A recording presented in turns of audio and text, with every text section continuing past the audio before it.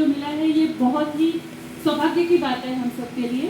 मैं बहुत ब्रीफ में अपनी बात करूँगी, बहुत मैं डॉक्टर नम्रता वशिष्ठ, मैं एक वैद्य हूँ। वैद्य यानी कि आयुर्वेदिक डॉक्टर।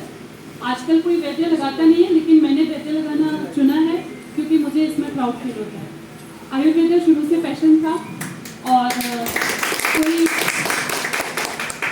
कोई इस चीज़ के लिए अफसोस नहीं है कि मैंने आयुर्वेदा को अपना करियर बनाया। घर में लड़के आयुर्वेदा को अपना करियर बनाया है और आई जस्ट फील प्राउड कि मैं आज भी आयुर्वेदिक प्रैक्टिस कर रही हूँ। It has been almost 13 years. मैंने अपना डिग्री करने के समय से ही प्रैक्टिस करना शुरू कर दिया था, क्योंकि टेक्स्ट को पढ़ के मुझे ऐसा लगने लगा था कि बहुत लोड हो गया दिमाग में। आयुर्वेद बहुत टफ होता है, आयुर्वेद इजी नहीं होता है। आप अगर वेदों को पढ़ेंगे, चरक पढ़ेंगे, सुश्रुत पढ़ेंगे तो आपको पता चलेगा कि आयुर्वेद बहुत टफ है, सारा संस्कृत में है और उसको पढ़ना आसान नहीं होता है। तो जब मैंने अपनी ग्रेजुएशन पूरी की तो मुझे फील होने लगा मैंने बहुत सारा सीख लिया है और इसको अब मरीजों के बीच में जाना चाहिए, यूज़ करना चाहिए। इस चीज़ ने मुझे प्रैक्टिस करने के लिए इंस्पायर किया and I started my practice since my internship. और उसके बाद फिर राजस्थान की हूँ मैं, स्टार्टिंग से राजस्थान में रहना हुआ। शादी के बाद यूपी शिफ्ट हुए, यूपी आके फिर कुछ पॉज आया, लेकिन फिर से प्रैक्टिस शुरू किया। डॉक्टर मधुकर ने बहुत सपोर्ट किया, पापा ने, सबने सपोर्ट किया और शायद इसी सब छोटे छोटे रिजल्ट्स, छोटे छोटे हार्डवर्क्स का आज नतीजा है कि सुश्रुत बन के तैयार हुआ है। और हम क्या स्पेशल करते हैं सुश्रुत में, मैं थोड़ा सा बताना चाहती हूँ कि आयुर्वेदा में हम क्या ऐसी चीज़ कर रहे हैं कि सुश्रुत स्पेशल है। देखिए, आयुर्वेदा ट्रीटमेंट तो पतंजलि में भी है।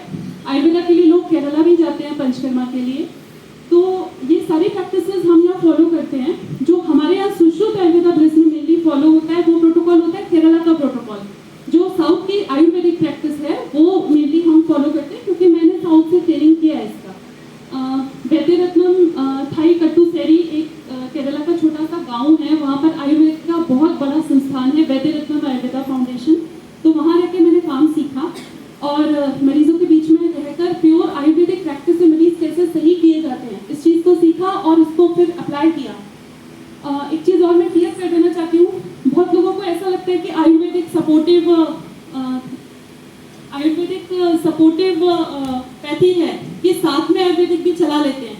जैसे कुछ पेशेंट्स मेरे पास आते हैं, वो बोलते हैं कि हम अपना एलोपैथी ट्रीटमेंट तो ले रहे हैं, लेकिन हम चाहते हैं कि जड़ से मिट जाए, तो हम साथ में आयुर्वेदिक भी स्टार्ट करना चाहते हैं। तो मैं ये बता देना चाहती हूँ, आयुर्वेदिक को साथ में चलाने की जरूरत नहीं होती है। ये अपने आप में ही सक्षम है कि ये बीमारी को ठीक कर सकता है। तो आप पहले पेशेंट्स को कंफ्यूज नहीं होना चाहिए, उसको ये पता होना चाहिए कि मुझे आयुर्वेदिक लेना है या एलोपैथी लेना है या होम्योपैथी लेना है। कोई भी पैथी किसी भी बीमारी को सही करने में सक्षम होती है। ये अलग बात है कि सारी पैथीज की अपनी अपनी लिमिटेशंस हैं। और मेरी हम लोग सोरियासिस और डायबिटीज़ पे काम कर रहे हैं। तो मैं आपको सोरियासिस के बारे में बताना शॉर्ट में एक बार इंट्रोडक्शन दे देती हूँ कि सोरियासिस नाम की जो